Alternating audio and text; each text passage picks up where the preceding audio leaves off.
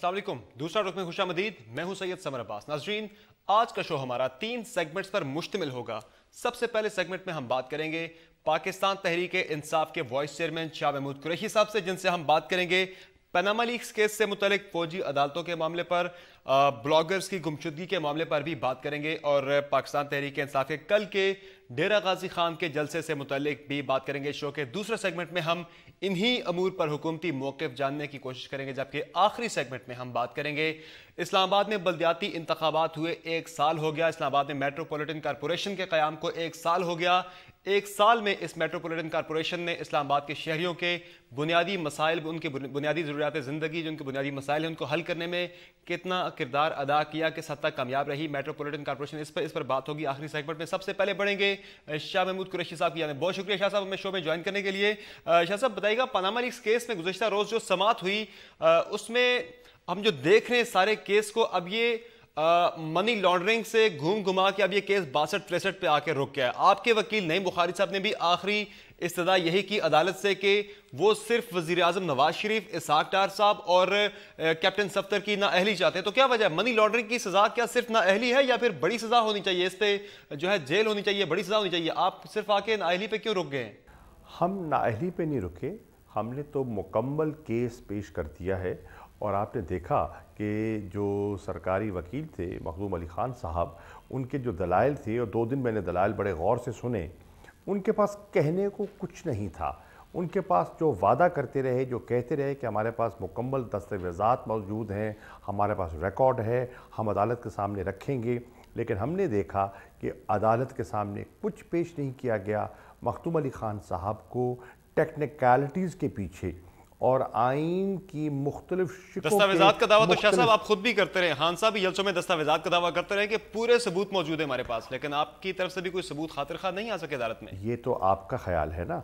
हम समझते हैं कि जो हमने एविडेंस प्रोवाइड कर दिया है वो इतना काफ़ी है जो हमारे नुक्ता नज़र को साबित कर सकता है, और हम अपने जो हमने वहाँ मवाद दिया है उससे हम मुतमईन हैं। और फिर कल आपके सामने जो BBC के नए इंकशाफात आए हैं, उन्होंने हमारे मौक़िफ़ को मज़ीद मजबूत कर दिया है और हमारे मौक़िफ़ पर मोहर सबत कर दी। जो पहले से आप पेश कर चुके हैं अदालत के अंदर, जी, ये तो वही चीज़ें तकरीबन सारी जो पहले से आप अदालत में पेश कर चुके हैं। इसमें नया क्या है? तो अगर एक सच है तो सच को मज़ीद कैसे सच कहा जा सकता है? हमने जो सच पेश किया उसको BBC ने उसकी तस्दीक कर दी। तो जो एक चीज़ वाकई दिखाई देती है तो उसको हम और आपको क्या दिखाएं? वाज़े दिखाई तो देना शुरू कर दिया है कि जो हमारा नुक्ता नज़र था वो पूरी कौम ने भी देख लिया है, वो अदलिया के सामने भी पेश कर दिया गया है, और अब बाहर से भी लोग उसकी तस्दीक कर रहे हैं। लेकिन बात क्या सब सिर्फ यह है कि BBC की रिपोर्ट पे क्या अदालत कार्रवाई करेगी? अदालत में ये एडमिसिबल है? सिर्फ BBC की रिपोर्ट का जिक्र नहीं हो रहा।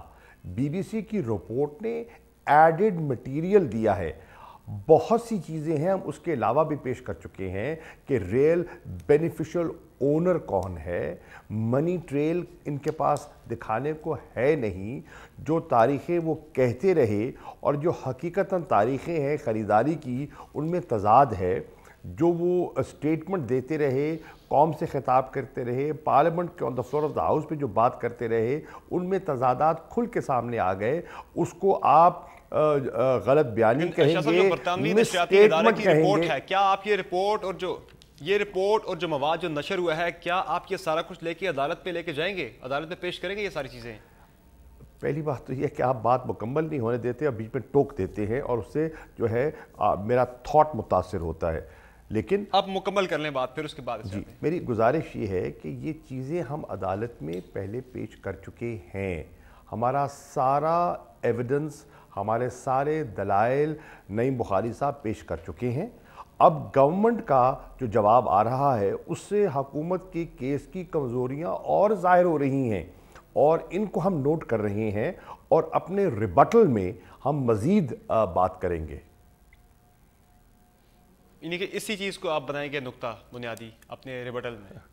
हमारे पास बहुत सी चीज़ें हैं, हमारे पास बहुत सी चीज़ें हैं जिससे साबित होता है कि जो हम कह रहे हैं वो हक़ाइक़ पर मबनी है। लेकिन शाह साहब फिर अदालत क्यों ये कहने पर मजबूर हुई कि फरीकैन कोई शवाहिद नहीं पेश कर सके? दोनों फरीकैन, आपका भी कहा उन्होंने और हुकूमत का भी कहा। अदालत ने ये नहीं कहा, फिर आप शायद अदालत को समझ नहीं पाए। अदालत ने ये कहा कि ये इंक्विजिटोरियल है, हमने डिटरमिन करना है कि सच क्या है, और अगर दोनों फरीकैन अगर एविडेंस देते हैं और हमारी राय में वो मुकम्मल एविडेंस नहीं भी होता, तो फिर भी हमने सर्कमस्टांसेस को सामने रखते हुए, सर्कमस्टांशियल एविडेंस को बुनियाद बनाते हुए हम अपनी ओपिनियन फॉर्म करेंगे। ये हैं अदालत के रिमार्क्स। बिल्कुल शाह साहब, जो 62-63 की आपने बात की, वज़ीर आज़म के वकील मखदूम अली खान ने ये मौक़िफ़ अपनाया कि 62-63 जो है, जो आप कंट्राडिक्टरी स्टेटमेंट की बात करें कि पार्लियामेंट में और बयान दिया, अदालत में और बयान दिया, उस पर जो आर्टिकल 66 की बात की है, वज़ीर आज़म के वकील ने आर्ग्यू किया है कि आर्टिकल 66 के तहत पार्लियामेंट के अंदर होने वाली कार्रवाई को तहफ़्फ़ुज़ हासिल है, वो उसे अदालत में चैलेंज नहीं किया जा सकता, अदालत में कार्रवाई नहीं हो सकती उस पर। ये उनका मौक़िफ़ है। हम समझते हैं कि जब अगर कानूनी मामलात और अपनी जो स्टेट के जो फंक्शंस हैं उसके बारे में अगर वो बयान फरमाएं, तो उसको जांचने का पैमाना और होगा। लेकिन अगर उनकी ज़ात से या उनके ख़ानदान से या कोई करप्शन का इल्ज़ाम लग रहा है, टैक्स एवेजन का इल्ज़ाम लग रहा है, मनी लॉन्ड्रिंग का इल्ज़ाम लग रहा है, तो वो उनको सफाई पेश करनी है। वो सफाई उनने आज खुद पेश नहीं की, वो सफाई जो उनने पेश की है या करने की कोशिश की है, वो अपोजिशन के मुतालबात थे। उन मुतालबात पर वो आए थे, अपना एक लिखा हुआ बयान लेकर अपनी एक स्टेटेड पोजीशन बयान करने आए थे, और उन्होंने अपनी पोजीशन स्टेट की। एक फिलबदी बात करना और बात है, और एक रिटन स्टेटमेंट देना अपने वकला से मशवरा के बाद एक दूसरी सिचुएशन है। आप दो को कंपेयर नहीं कर सकते। शाह साहब, थोड़ा सा ज़रा हमें बता दें, हमारी समझ के लिए, हमारे नाजरीन की समझ के लिए थोड़ा सा बता दीजिएगा कि यही आर्टिकल 66 जो है, इसके तहत डॉक्टर शरीफ मज़ारी का जो केस था इस्लामाबाद हाई कोर्ट में ख्वाजा आसिफ के रिमार्क्स के ख़िलाफ़, उस केस में भी जस्टिस जो है इस्लामाबाद हाई कोर्ट के अतर मिनाला साहब, उन्होंने आर्टिकल 66 के तहत ही उनकी पटिशन को फारिग किया, कि खारिज कर दिया कि नहीं हो सकती कार्रवाई। तो उससे कैसे ये मुख्तलिफ होगी कार्रवाई, ये वाली यहाँ आर्टिकल 66 का इतलाक़ कैसे नहीं होगा, कैसे मुख्तलिफ होगा? प्रेसिडेंट तो है एक। They are to different things. आप एप्पल्स को ऑरेंजेस के साथ नहीं मिला सकते। उन्होंने वहाँ कहा, जो मेरी समझ के मुताबिक, कि ख्वाजा आसिफ गालिबन अपने फ्लोर ऑफ द हाउस पर उन्होंने माजरत कर ली थी, उन्होंने इस्लाह करने की कोशिश की। अगर उन्होंने उनकी दिल आज़ारी की तो उन्होंने माफ़ी भी मांगी और माजरत भी की। दो मुख्तलिफ सिचुएशंस हैं, आप एक को दूसरे से कंपेयर नहीं कर पाएंगे। देखिए, दोनों डिफरेंट केसेस हैं, कंपेयर नहीं होंगी। शाह साहब, आपको लग क्या रहा है कि यही बेंच फैसला सुना देगा या हालात कमीशन की जानिब जाएंगे? देखिए, ये तो फैसला अदालत ने करना है और फाजिल जजेस ने करना है, लेकिन हम समझते हैं, तहरीक इंसाफ समझती है कि केस अब इतना वाज़े हो चुका है और हमारी राय में जजेस बात की तह तक पहुंच चुके हैं, और वो बिल्कुल जो ग्रे एरियाज़ हैं वो साफ़ होते दिखाई दे रहे हैं। तो लगता तो ये है कि वो उन्हें अब किसी फ़ैसले में दिक्कत महसूस नहीं होगी। शाह साहब, इन केस हालात जाते हैं अगर कमीशन की जानिब, शेख रशीद साहब का तो ये कहना है कि वो तो कमीशन बनता है तो वो उसे कबूल करेंगे। तहरीक इंसाफ ने पहले तो ये कहा था कमीशन बना कबूल नहीं करेंगे। अब आपका क्या नुक्ता नज़र है, क्या मौक़िफ़ है कि कमीशन बनता है तो उसे कबूल करेंगे या उसका बाइकआउट करने के फैसले पर ही आप अभी तक अटके हुए हैं? हम समझते हैं कि हमारा केस इतना वाज़े है कि शायद कमीशन की ज़रूरत और नौबत ना आए, लेकिन अगर अदलिया ने यह फ़ैसला किया तो हम आपस में मशवरा करेंगे, अपने वकला से मशवरा करेंगे और मशवरे के बाद अपनी पोजीशन स्टेट करेंगे। यानी कि पहले कंसीडर जो सिचुएशन है उसे आप रिकंसीडर कर सकते हैं, जो आपका पहला मौक़िफ़ था कि बाइकआउट वाला। केस की तो नौयत है ना, केस आगे कैसे बढ़ रहा है, ये एक स्टैटिक पोजीशन नहीं है, ये एक इवॉल्विंग पोजीशन है, और उस नई इवॉल्विंग पोजीशन को सामने रखकर ही हम फैसला करेंगे।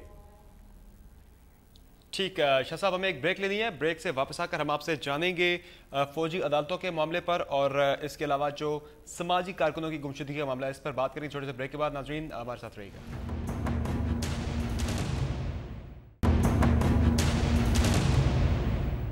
Welcome back. शाह साहब, फौजी अदालतों का मामला है वो अटक गया है आकर 2 मरतबा आपके साथ भी अपोजिशन जमातों के साथ मुशावरत हुई स्पीकर की।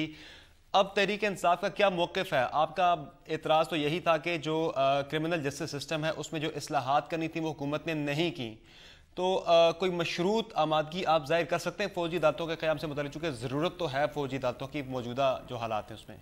पहली बात तो ये है कि जब ये फ़ौजी अदालतों की इजाज़त दी गई थी तो आपके इल्म में होगा 21वीं तरमीम में एक सनसेट क्लॉज रखी गई थी कि इनकी मुद्दत 2 साल की होगी। अब इन 2 साल तो पूरे हो गए, लेकिन इन 2 साल में जो हुकूमत ने करना था, फ़ौजी अदालतों ने अपना काम किया, उसमें कोई शक व शुबा ही नहीं है, और गालिबन अच्छा काम किया। लेकिन जो हुकूमत ने काम करना था, जो वजारत कानून ने काम करना था, वो दिखाई नहीं दिया। उन्होंने इस्लाहात करनी थी, जो क्रिमिनल जस्टिस सिस्टम है उसमें इस्लाह करनी थी, उसको बेहतर करना था, ताकि जो एंटी टेररिस्ट कोर्ट्स हैं वो पहले से ज़्यादा मौसर और फ़ाल तरीके से दहशत गर्दों पर गिरफ्त डाल सकें। वो ऐसा नहीं हुआ। अब हुकूमत के अंदर भी हमें तज़ादात दिखाई दे रहे हैं। कुछ वज़रा हैं जो तनकीद कर रहे हैं, और वफाकी हुकूमत के वज़ीर जो हमें ब्रीफ कर रहे हैं वो एक एक्सटेंशन, मज़ीद 2 साल की एक्सटेंशन का तकाजा कर रहे हैं। पहले तो हम हुकूमत से पूछना चाहेंगे वो चाहती क्या है, उनकी दर हकीकत पॉलिसी है क्या? वो इनको रखना चाहते हैं या ऑपोजिशन का सहारा लेकर इनसे करारा कशी इख्तियार करना चाहते हैं? मुझे अभी तक पोजीशन वाज़े दिखाई नहीं दे रही, नंबर 1। नंबर 2, तहरीक इंसाफ में आपको लग क्या रहा है? मुझे लगता है कि हुकूमत, आपको क्या फील हो रहा है? मुझे लगता है हुकूमत कुछ लोगों के कंधे पर बंदूक रखकर जान छुड़ाना चाह रही है। मिसाल के तौर पर उनके अपने हलीफ हैं, जो JUI है वो हुकूमत की हलीफ जमात है, वज़रा बैठे हुए हैं, जो अचकज़ई साहब हैं वो हुकूमत के हलीफ जमाते हैं। तो हुकूमत ने अगर फैसला किया है और काबीना का फैसला है, तो काबीना के फैसले की वो तायीद कैसे नहीं करते और क्यों नहीं करते? नंबर 1। नंबर 2, हमने देखना है कि 17 तारीख को जो हमने उनसे गुजारिशात की थी कि हमें ब्रीफ करें और बताएं कि सही सूरत हाल क्या है। जब वो ब्रीफिंग हमारे सामने आएगी, उसको देखकर मैं अपनी जमात को ब्रीफ करूंगा और हम इस पर पोजीशन लेंगे।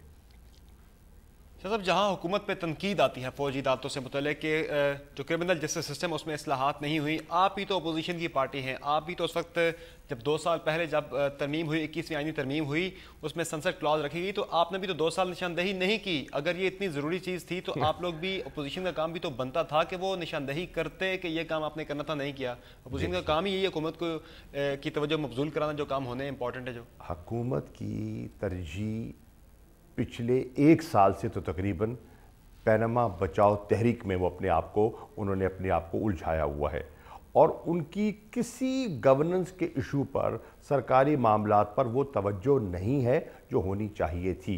अब बिल पेश करना हुकूमत का काम है। मैंने सवाल किया वज़ीर कानून से कि बताइए कहाँ खड़े हैं आप, तो उन्होंने कहा ये जो ऑन गोइंग प्रोसेस है और हमारी लीगल कमेटी इसको कंसिडर कर रही है और बिल मुरतब हो रहा है। मैंने कहा 2 साल हो गए, अभी बिल मुरतब हो रहा है, तो आपकी तरजीहात क्या है? एक तरफ आप कहते हैं कि दहशत गर्दी हमारी तरजीह है, नेशनल एक्शन प्लान बनता है, उसकी इम्प्लीमेंटेशन में आप पूरी तरह जो है वो साफ आरा दिखाई नहीं देते और लेतो लाल से काम लेते हैं। इस्लाहात करनी है, आप अभी तक बिल मुरतब कर रहे हैं, तो फिर आपकी तरजीह तो ना हुई। हुकूमत को पहले बिल लाना चाहिए था, हमसे मशावरत करनी चाहिए थी, हमें इंगेज करना चाहिए था। बताएं हम हुकूमत के रास्ते में रुकावट कब बने हैं? हुकूमत ने जो हमसे तकाजा किया हमने उनकी इमदाद की। वे फॉरवर्ड क्या है?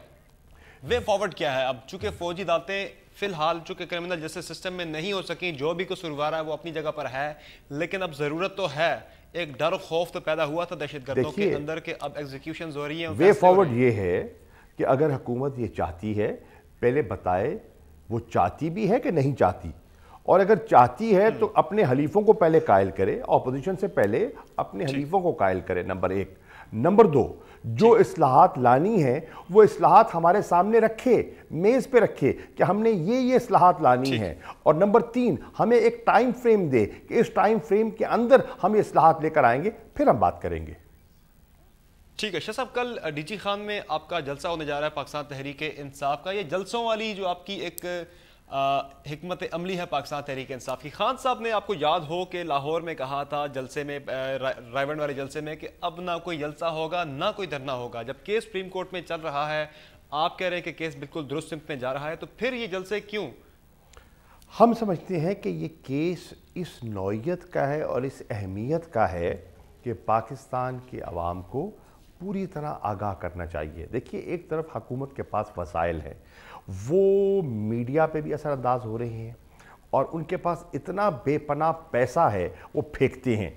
اب ہمارے پاس تو وہ وسائل نہیں ہیں, اور ہم تو پرنٹ میڈیا کو بھی اور الیکٹرانک میڈیا کو اس طریقے سے متاثر نہیں کر سکتے جس طریقے سے حکومت کرتی ہے. تو ہمارے پاس ایک راستہ ہے کہ ہم اپنا نقطہ نظر عوام کے سامنے پیش کریں, اور عوام کی کچہری میں. لیکن اس کیس کا فیصلہ عوام نے تو نہیں سنانا. شاہ صاحب, کیس کا فیصلہ عدالت نے سنانا ہے, اس کے بعد عوام خود بخود اثر انداز. فیصلہ عدالت نے سنانا ہے, لیکن یہ مسئلہ عوامی نوعیت کا ہے, قومی نوعیت کا ہے. پاکستان کے لوگوں کے سامنے حقائق ہونے چاہیے, کیونکہ حکومت کا موقف تو یہ تھا کہ لوگوں کو تو اس معاملے میں دلچسپی نہیں ہے, لیکن ہم نے ثابت کیا ان اجتماعات سے اور ان جلسوں میں حاضری بتا رہی ہے کہ عوام کو دلچسپی ہے. پاکستان کے شہری اس کیس کو بڑی اپنا غور سے سن بھی رہے ہیں اور دیکھ بھی رہے ہیں, اور ان کی نظر ہے اس کیس پر.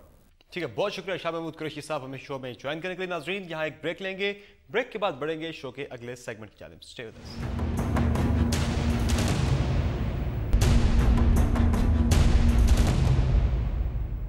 Welcome back. Governor Sindh justice retired Saeed uzzaman Siddiqui کی وفات کے بعد نئے گورنر کے لیے مختلف ناموں پر غور کیا جا رہا ہے مسلم لیگ نون کی قیادت کی جانب سے, اور اس مشاورت کے عمل میں سینیٹر نہال ہاشمی صاحب بھی اس کا حصہ ہیں. ان سے جانتے ہیں کہ کون سا نام فائنل ہونے جا رہا ہے. نہال ہاشمی صاحب, بہت شکریہ شو میں جوائن کرنے کے لیے. کیا مشاورت چل رہی ہے مسلم لیگ نون کی قیادت میں نئے گورنر سندھ کی تعیناتی سے متعلق؟ بسم اللہ الرحمن الرحیم. یہ میں آپ کے توسط سے سن رہا ہوں, میرے علم میں اس بارے میں کوئی چیز نہیں ہے, نہ کوئی مجھ سے مشاورت ہے نہ کسی اور سے. یہ میڈیا میں بہت اس پہ ہائپ ہے, پارٹی کا انٹرنل میٹر ہے, پرائم منسٹر کا پروگیٹیو ہے. اللہ جانے, نواز شریف صاحب جانے, پرائم منسٹر صاحب جانے, اور کسی کو نہیں. آپ کا نام بھی چل رہا ہے ہاشمی صاحب, آپ کہہ رہے ہیں آپ کو علم ہی نہیں ہے. جی نہیں, میرے علم میں کوئی چیز بھی نہیں ہے. اچھا, ایک چیز تھوڑی وضاحت کیجیے گا, شاید افریدی صاحب کا نام چل پڑا ہے, کہ ہم سوشل میڈیا پہ بہت زیادہ دیکھ رہے ہیں, ڈسکس ہو رہا ہے, تھوڑی سی وضاحت کر دیجیے گا. کوئی نام کنسیڈریشن میں ہے کیا شاید افریدی کا؟ جب ایک چیز مجھے سرے سے علم ہی نہیں ہے کسی چیز کا, آپ مجھ سے سینٹ کے بارے میں پوچھیں. میں کراچی صرف آیا تھا گورنر صاحب کے جنازے میں شریک ہونے کے لیے. سعید العظما صدیقی صاحب ہم بڑے مہربان تھے, بڑے شفقت کرتے تھے, ایک عظیم انسان تھے پاکستان کے. جب ان کی تعیناتی ہوئی تھی تو آپ اس عمل کا حصہ تھے ہاشمی صاحب, اس لیے ہم آپ سے جاننا چاہ رہے ہیں کہ کیا میری ان کے ساتھ ایک بہت پرانی ایسوسیشن ہے, 30 سال پہ محیط ہے. میری مسلم لیگ میں آنے سے پہلے سے ہے. میں جب وکالت شروع کیا تھا تب سے میری ان کے ساتھ بہت اچھے, اللہ تعالیٰ ان کو غریق رحمت کرے. ان کے کردار پہ, ان کی ججمنٹس پہ, ان کی اپرائٹمنٹ پہ زیادہ ڈسکس ہونا چاہیے. پرائم منسٹر کی ڈومین ہے, پروگیٹیو ہے, جس کو چاہیں وہ بنا دیں گے. لاسٹ ٹائم جب صدیقی صاحب کو نومینیٹ کیا گیا تھا گورنر سندھ کے لیے, تو پیپلز پارٹی نے بہت زیادہ اعتراضات کا اظہار کیا تھا. ان کا یہ کہنا تھا کہ ہماری صوبائی حکومت ہے, ہم سے کم از کم مشاورت تو کر لیتے. تو اب کی بار کیا مشاورت کی جائے گی, پیپلز پارٹی کو آن بورڈ لیا جائے گا؟ دیکھیے, ہم وہی کام کرتے ہیں جو آئین اور قانون میں درج ہوتا ہے اور جو جمہوری اقدار ہوتا ہے. جب ماضی میں پیپلز پارٹی کی حکومت تھی تو کیا انہوں نے جب گورنر تعینات کیا تھا سلمان تاثر صاحب سے, تو مجھے نہیں معلوم کہ نہ مجھے لگتا ہے نہ مجھے یقین ہے کہ کسی قسم کے ہم سے مشاورت نہیں کی گئی تھی. تو یہ فیڈرل گورنمنٹ کی پروگیٹیو ہے. فیڈرل گورنمنٹ اگر چاہے کرے, نہیں چاہے تو نہ کرے. حکومت کسی کی ہو مگر نمائندگی فیڈرل گورنمنٹ کی ہے, تو پھر یہ گورنر قانون میں تو ایسی پھر تو جناب وہ صوبے کے نمائندے ہو جائیں گے. اگر ان سے ان کی مرضی کی بات چلے تو پھر federal government stands nowhere then. نہیں, قانون میں تو ایسی کوئی وہ نہیں ہے پابندی, لیکن جائے کہ وہ کہتے ہیں گڈ ول جیسچر کے تحت آپ کو ہم سے مشاورت کرنی چاہیے. گڈ ول جیسچر ہمیں ماضی کے سے سیکھنا پڑتا ہے کہ گڈ ول جیسچر میں سلمان صاحب کو جب لیا گیا تھا, کیا فیڈرل گورنمنٹ سے پوچھا گیا تھا؟ یقیناً نہیں پوچھا گیا تھا. تو اسی طرح گڈ ول اور بہت ساری چیزیں جس میں ہم گڈ ول کرتے ہیں. ہم سندھ کے ساتھ بہت فیڈرل گورنمنٹ گڈ ول کر رہی ہے. ہم ہاسپٹلز بنا رہے ہیں, ہم کراچی میں گرین بس لے کے آئے ہیں, ہم یہاں K4 واٹر اسکیم دیا, ہم لیاری بائی پاس کے لیے ہم نے فنڈنگ کی ہے, ہم نے یہاں پہ سارے جامعات میں لیپ ٹاپ دیے ہیں, ہم نے اور بہت سارے موٹر وے ہے. کافی گڈ ول جسٹرز ہے یہاں پہ. اور سب سے بڑھ کے کراچی کو امن دینے میں prime minister of federal government نے اپنا تاریخی کردار ادا کیا ہے. ٹھیک ہے، فوجی عدالتوں سے متعلق بات کرتے ہیں. امن کی آپ نے بات کی تو فوجی عدالتیں 2 سال کے بعد ختم ہو چکی ہیں، اپنی مدت مکمل کر چکی ہیں. اب جب مشاورت جاری ہے حکومت کی جانب سے اپوزیشن جماعتوں کے ساتھ، تو 2 نشستیں ہوئی ہیں، دونوں میں کوئی خاص فائدہ نہیں ہو سکا، پیش رفت نہیں ہو سکی. اپوزیشن جماعتوں کا ایک تو یہ کہنا ہے کہ 2 سال کے دوران آپ نے کرمنل جسٹس سسٹم میں اصلاحات کرنی تھی، وہ آپ نے نہیں کی. دوسرا وہ کہہ رہے ہیں آپ کے اپنے حلیف، آپ کے اپنے اتحادی اس پہ ابھی تک وہ راضی نہیں ہوئے فوجی عدالتوں کی توسیع سے متعلق. تو کیسے کریں گے اس کو؟ ایک بڑی بنیادی چیز ہے کہ فوجی عدالتوں میں ہم کوئی سیاسی مخالفین کو تو نہیں لے کے جا رہے ہیں، نہ کوئی وکٹمائزیشن ہو رہا ہے. ہم ان سارے لوگوں کو لے کے گئے ہیں جو پاکستان کے مخالفین ہیں، جو عام لوگوں کے مخالفین ہیں، جو امن کے مخالفین ہیں، جنہوں نے جبر کیا، جنہوں نے تشدد کیا، جنہوں نے بدامنی پیدا کی، ان کے لیے. اور آپ پھر اس کا رزلٹ دیکھیں کہ فوجی عدالتوں کے وجہ سے جو کرائم ریٹ تھا وہ ریڈیوس ہوا ہے، اور آج بھی بہت سارے کیسز پائپ لائن میں ہیں. تو میرے خیال سے میں یہ نہیں کہہ رہا ہوں کہ فوجی عدالتیں پرماننٹ ہونی چاہیے، مگر جو صوبائی گورنمنٹ بات کر رہی ہے، دیکھیے یہ صوبائی گورنمنٹ کا کام تھا کہ وہ اے ٹی سی عدالتوں کو مضبوط کرتے ہیں، ان کو ٹرین کرتے ہیں، ان کو اسٹرینتھن کرتے ہیں، ان کے کوالٹیٹیو کرتے ہیں، ان کو اعتماد دیتے ہیں. اگر اے ٹی سی کورٹس اور جو سول کورٹس ہیں وہ ڈیلیور کرنا شروع ہو جاتی تو پھر یقیناً فوجی عدالتوں کی ضرورت نہیں تھی. مگر 2 سالوں میں حکومتوں نے کرنا تھا، وفاقی حکومت کا کام نہیں تھا. یہ آپ یہ کہنا چاہ رہے ہیں؟ نہیں، یہ پروونشل سبجیکٹ ہے. دیکھیے یہ پروونشل سبجیکٹ ہے. جس طرح سے جوڈیشری بالکل انڈیپینڈنٹ ہے، سپریم کورٹ کے ڈومین میں ہے، ہائی کورٹس اور ہائی کورٹ ترمیم ساری وفاق نے کی تھی. سنسد کلاس وفاق نے شامل کی تھی جو اس میں پیش ہوئی تھی. 21ویں آئینی ترمیم کے سنسد کلاس تھی کہ کرمنل جسٹس سسٹم میں اصلاحات کی جائیں گی. جی بالکل. تو یہ اصلاحات جب آپ جسٹس سسٹم پہ جاتے ہیں تو یہ گورنمنٹ کے پریویو میں نہیں ہے، یہ پروونشل گورنمنٹ ان کو ایڈ کرتی ہے، فیسیلیٹیٹ کرتی ہے، اسسٹ کرتی ہے، اور ان سے درخواست کرتی ہے جو ہائی کورٹ ہوتا ہے کہ جناب آپ اپنے ججز یہاں پہ تعینات کریں، یا پھر چیف منسٹر صاحب یا پروونشل گورنمنٹ یا پروونشل جو لا جسٹس سسٹم ہے، کرمنل سسٹم ہے، وہ نامینیٹ کرتے ہیں، ججز کی تعیناتی کرتے ہیں، ان کے لیے جگہ ایلوکیٹ کرتے ہیں، بلڈنگ ایلوکیٹ کرتے ہیں، سپورٹنگ اسٹاف دیتے ہیں، فیسیلیٹیٹ کرتے ہیں. وہ ساری چیز پروونشل گورنمنٹ کا. یعنی آپ یہ کہنا چاہ رہے ہیں جتنی وفاقی حکومت کی ذمہ داری تھی اتنی صوبائی حکومتوں کی ذمہ داری بھی آپ تھی، آپ کا یہ کہنا ہے. چودھری نثار علی خان صاحب یہ کہتے ہیں، ہم تھوڑی بات کر لیتے ہیں جو گمشدگیاں ہیں، جو بلاگرز اور سماجی کارکنوں کی گمشدگیوں کا معاملہ ہے. چودھری نثار یہ کہتے ہیں کہ یہ ہماری پالیسی نہیں ہے. تو پھر یہ کس کی پالیسی ہے؟ دیکھیے ہماری پالیسی بالکل نہیں. ہماری پالیسی ایک ہی ہے کہ کراچی اور پاکستان میں امن ہو. ہماری پالیسی یہ ہے کہ یہاں انفراسٹرکچر ڈیولپڈ ہو، معیشت بہتر ہو، گورننس بہتر ہو، اور صرف گورننس بہتر نہ ہو، وہ ہوتا ہوا نظر آئے. ہم اس طرح چیزوں پہ بلیو نہیں کرتے ہیں.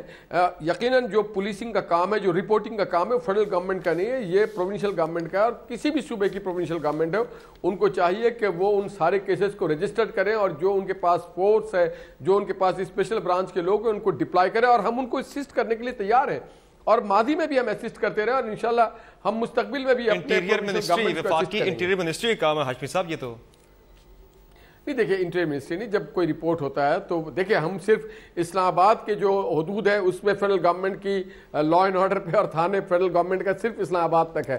پنجاب کی حکومت میں پنجاب ہے، سندھ میں سندھ ہے، بلوچستان میں بلوچستان ہے، کے پی میں کے پی کی حکومت ہے. نہیں، اس دن جب چودھری نثار علی خان صاحب نے سینٹ میں یہ بیان دیا کہ ہم معلومات کر رہے ہیں، اس معاملے میں یقیناً کوئی پیش رفت ہو جائے گی، اگلے ہی روز ایک اور شخص لاپتہ ہو گیا جس پہ چیئرمین سینٹ رضا ربانی صاحب نے یہ کہا کہ کیا یہ پارلیمنٹ کو پیغام دیا گیا ہے؟ تو یہ کس کی طرف سے پیغام ہے؟ یہ کیا معاملہ ہے؟ کیا ذرا یہ تو آپ تحقیقات کریں. آپ لوگ ماشاءاللہ کافی باصلاحیت لوگ ہیں، بہت اچھی حکومت آپ کی ہے، حکومت آپ کی ہے، انویسٹیگیشن جرنلزم اور انویسٹیگیٹنگ آج تو امریکہ اور برطانیہ نے بھی سمجھتے ہیں. جی امریکہ اور برطانیہ نے بھی آج اپنے تحفظات ظاہر کر دیے ان گمشدگیوں سے متعلق. دیکھیے برطانیہ اور امریکہ کے تحفظات کو تو ہم خاطر میں نہیں لاتے ہیں. ہمیں اس بات کا ضروری ہے کہ ہم اپنے شہریوں کو خاطر میں لاتے ہیں، ان کی جان و مال کی تحفظ ہمارے. ہم نے کبھی جا کر کے برطانیہ اور امریکہ میں نہیں کہا کہ وہ ہیومن رائٹ کی کتنی وائلیشن کریں اور وہاں پہ کتنے لوگ مسنگ ہیں، اور وہاں پہ 90 دن کے لیے وہ صرف شک کے بنیاد پہ بے شمار ایشینز کو جیل میں ڈال دیتے ہیں، تفتیش کر لیتے ہیں، ان کی تلاشی لے لیتے ہیں، جہاز سے اتار دیتے ہیں اگر کوئی عربی بولے یا کوئی اور زبان بولے یا مسلمان نظر آئے. تو ہم ان کی پرواہ نہیں کرتے ہیں. ہمیں پرواہ اپنے لوگوں کی، پاکستانیوں کی ہے. تو کیسے کریں گے پرواہ؟ بندے لاپتہ ہو رہے ہیں، ایک کے بعد دوسرا، دوسرے کے بعد تیسرا. دیکھیے میں آپ کو ایک بات بتاؤں، ہم تلاش کر رہے ہیں اور بڑی سنجیدگی سے رہے ہیں. اور چودھری نثار اگر کوئی بات کرتے ہیں تو بڑی ذمہ داری سے کرتے ہیں، اور انہوں نے اگر ذمہ داری سے بات کی ہے، وہ انہوں نے ٹریس بھی کیا ہے، اور اس کے پیچھے ہم جا بھی رہے ہیں، اور انشاءاللہ تعالی جلد ہم اس کو برآمد بھی کریں گے. ٹھیک ہے، بہت شکریہ نہال ہاشمی صاحب ہمیں شو میں جوائن کرنے کے لیے. ناظرین ایک لیتے ہیں بریک سے واپس آ کر بات کریں گے 1 سال گزرنے کے بعد اسلام آباد میٹروپولیٹن کارپوریشن کی کارکردگی کیا رہی. بات ہوگی بریک کے بعد.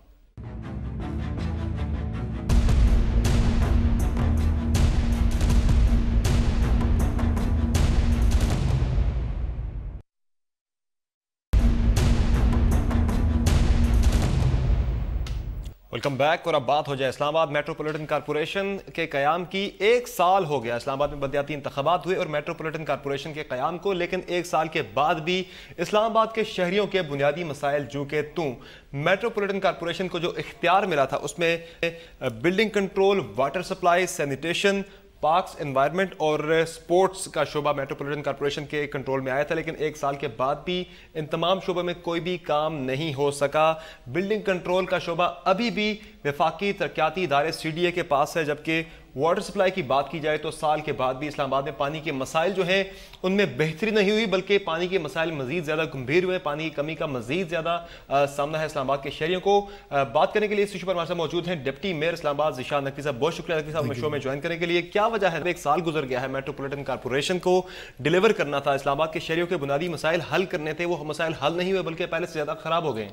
ایشو یہ ہے جی کہ جس طرح اسلام آباد میں آپ کو پتہ ہے کہ پہلی دفعہ یہ میٹروپولیٹن کارپوریشن بنی ہے, تو اس حوالے سے تھوڑے مسائل سامنے آ رہے ہیں. جیسے آپ دیکھیں کہ 1947 کا جو پاکستان ہے, جو آج کا پاکستان ہے, اس میں کافی فرق ہے. تو اس حوالے سے ایک تو ہمارا جو جب ہم فعال ہوا ہمارا ادارہ, تو وہ بجٹ جا چکا تھا جون میں, جو بجٹ اسکیمیں چلی جاتی ہیں, تو ایک تو ہمیں بجٹ کی وجہ سے بہت زیادہ پریشانیاں سامنے آ رہی ہیں. 10 ارب کا بجٹ پیش ہوا تھا آپ کا جون میں. نہیں, وہ تو غیر ترقیاتی بجٹ ہے, اس میں تو جو تنخواہیں اور یہ چیزیں ہونی ہیں, کچھ 1.5 ارب اس میں مینٹیننس کا ہے. تو اس میں پہلا سال ہے, اس میں تھوڑی مشکلات آئی ہیں. امید کی جا رہی ہے کہ جو آنے والا جون ہے اس میں ہم جب اپنا بجٹ کریٹ کر سکیں گے تو اس میں کافی کنٹرول کیا جا سکے گا. کتنا بجٹ آپ کا ریکوائرڈ ہوگا آنے والے مالیاتی سال کے لیے؟ اس میں تو ہم دیکھ رہے ہیں جیسے DMA ڈپارٹمنٹ ہے, اس میں ہم خود بھی کریں گے. جیسے اب ہمارے یونین کونسل کے آفیسز, کوئی 26 یونین کونسل کے آفیسز ہم نے دے دیے ہیں.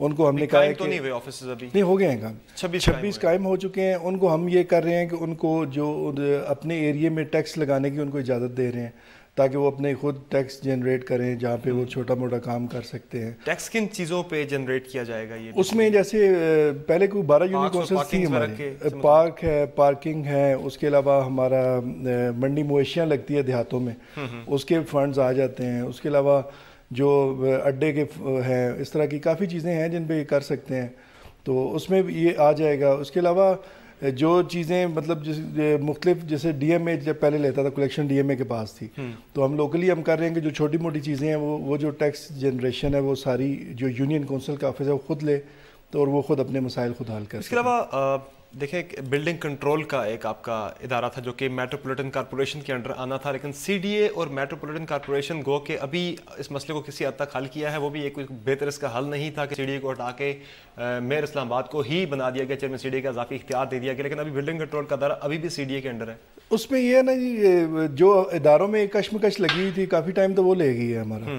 مطلب یہ جیسے پہلے CDA کا تھا جی کہ باقی جو 197 پارکس ہیں وہ دے دیے جائیں MCI کو, اور جو اس میں راول لیک ہے, زو ہے, اور جو F9 پارک ہے, جو مین پارکس ہیں, وہ CDA کے پاس رہیں گے. وہ لاجک سمجھ سے باہر تھی, پہلے ان چیزوں میں کشمکش رہی, کیونکہ ہمارا یہ سال تو یہ چیزیں ہی کھا گئی ہیں کہ کیا MCI کے پاس آئے گا اور کیا CDA کے پاس رہے گا. تو اس وجہ سے ہم کوئی وہ کام نہیں کر سکے جو ہمیں کرنا چاہیے. واٹر سپلائی سب سے بڑا ایشو ہے اس وقت. وفاقی دارالحکومت ہے اسلام آباد, یہاں پہ پانی کا مسئلہ سب سے زیادہ گمبھیر ہے. پانی کی بات کی جائے تو 172 میں سے 72 آپ کی جو موٹریں خراب ہیں, اس کے جو ٹیوب ویلز ہیں ان کی, اس میں ہم کر رہے ہیں جی. ابھی کچھ پیسے دیے بھی ہیں ہم نے واٹر سپلائی والوں کو, جو کچھ کام ہوئے ہیں, کچھ کافی سارے ٹیوب ویلز ٹھیک بھی ہوئے ہیں. اس کے علاوہ تھوڑا سا آپ کو پتہ ہے بارشوں کی وجہ سے جو خانپور ڈیم کی جو سپلائی ہے وہ واٹر لیول بھی نیچے چلا گیا ہے. سملی ڈیم جو دوسرا سورس ہے ہمارا, وہ بھی اس میں بھی پانی کافی نیچے چلی گئی ہے. بالکل, تو وہ بھی تھوڑا سا ایشو آ رہا ہے, لیکن الحمدللہ کافی حد تک اپنے اسے کنٹرول کیا. ابھی ہم پلان کر رہے ہیں کہ جو ہماری جو مارگلا سائٹ ہے وہاں قائد اعظم یونیورسٹی سے لے کے ٹیکسلا تک, اس میں کافی زیادہ سورسز ایسے ہیں جہاں پہ رین واٹر کو سٹاک کیا جا سکتا ہے. خانپور ڈیم سے آنی تھی پانی کی سپلائی, وہ تو آئی ہوئی ہے, وہ ایک ہے, لیکن اس کو مزید ایک پراپر ایک لائن بنا کے وہاں سے وہ کچھ جگہ پہ رکا ہوا ہے. بھی غالباً آپ کی 3 میں سے 2 موٹریں خراب ہیں جو پانی ایسے ہی, بالکل ایسے ہی ہے. وہ ہم کوشش اب اس میں ریپیئر کرنے جا رہے ہیں, بلکہ ہم نئی موٹریں بھی خریدنے جا رہے ہیں ابھی. کچھ ہی ٹائم میں، کیونکہ ابھی وہ ایک موٹر چل رہی ہے، وہ بھی اللہ نہ کرے کہ اس کا کچھ ہو جاتا ہے تو کافی زیادہ ایشو سامنے آ سکتے ہیں۔ یہ کب تک ہو جائے گا سارا کچھ؟ 1 سال تو گزر گیا نقوی صاحب۔ سر امید کی جا رہی ہے کہ جو آنے والا سال ہے، یہ جو جنوری میں شروع ہو گیا، رکاوٹ کون ہے آپ کے فنڈز میں؟ کون رکاوٹ بنا ہوا ہے؟ کیوں یہ فنڈز نہیں دیے جا رہے؟ حکومت اوپر وفاقی بھی آپ کی اپنی بیٹھی ہوئی ہے، نیچے سی ڈی اے بھی آپ کے اپنے کنٹرول میں، اب تو میئر صاحب ہی کنٹرول کر رہے ہیں سی ڈی اے کو بھی۔